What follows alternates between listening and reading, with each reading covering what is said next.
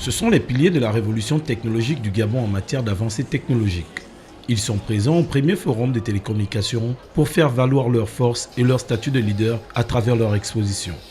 La Poste a innové en mettant en relation tous les bureaux de poste. Donc, c'est-à-dire que quand vous menez une transaction, quelle qu'elle soit, à partir d'un bureau de poste, vous avez en fait les informations qui sont mises à jour automatiquement.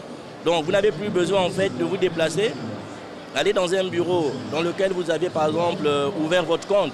Vous êtes capable de faire des transactions partout où vous êtes. C'est une offre illimitée sur l'ADSL et sur le fixe. Nous avons aussi quelques packs en promotion, des petits prix que nous vous proposons à très bas coût. Et nous avons aussi les postes haut de gamme.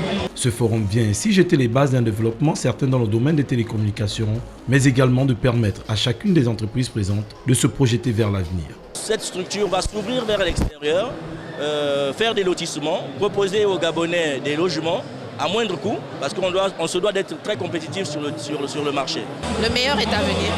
La révolution technologique est en marche au Gabon et les pionniers ont bien conservé leur statut et comptent évoluer pour être plus que jamais au centre des préoccupations de leur clientèle. Réunis dans la cour du ministère des Transports, les agents du syndicat de transport de ce département ministériel ont fait leur rentrée syndicale en fin de semaine. Cette rentrée, aux allures de bilan, intervient au lendemain de la satisfaction de certains points revendiqués par ces derniers. Aujourd'hui, le problème de prime ne se pose plus.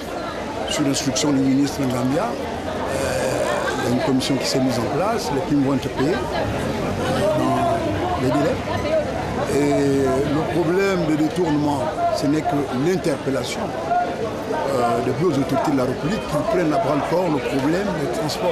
Malgré les efforts consentis par le gouvernement, plusieurs autres problèmes n'ont pas encore été réglés. Le problème des détournements impunis au niveau du ministère des Transports, le problème, le SAMTAC devait aussi se prononcer sur la décision du gouvernement par rapport à l'interdiction de l'importation de véhicules depuis 3 ans.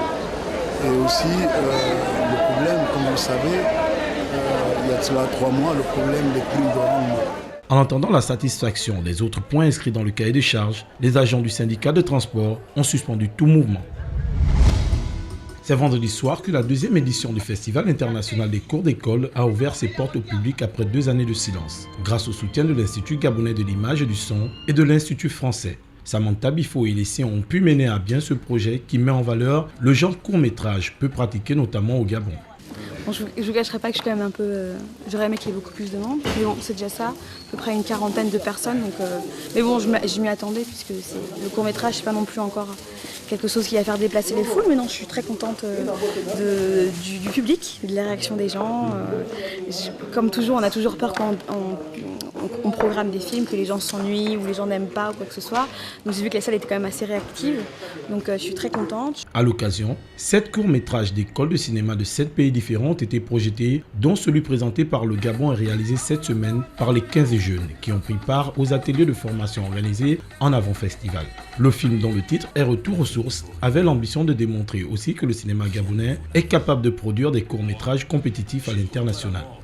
On pense à envoyer ce film-là en festival, surtout que par rapport au message, au fond, on pense que ça peut vraiment intéresser les festivals étrangers, c'est-à-dire ceux qui n'ont pas encore trop d'images de l'Afrique ou de films. Je trouve que l'histoire qu'eux ont développée en tout cas est un peu différente de ce qu'on peut voir, justement les mêmes histoires un peu qui tournent toujours autour des mêmes histoires, maladies, malheurs et autres. Là on a quelque chose de nouveau, donc je pense vraiment que dans d'autres festivals ça pourrait être sélectionné dans d'autres festivals et voilà. Les films projetés sont venus des pays aussi différents que l'Allemagne, le Congo, l'Israël, la France, l'Australie ou l'Argentine. Et déjà, le rêve d'une vie de cinéaste professionnel prend forme dans l'esprit de 15 jeunes scénaristes et réalisateurs en herbe initiés au métier par Samantha Bifo et Pierre Sekaldi.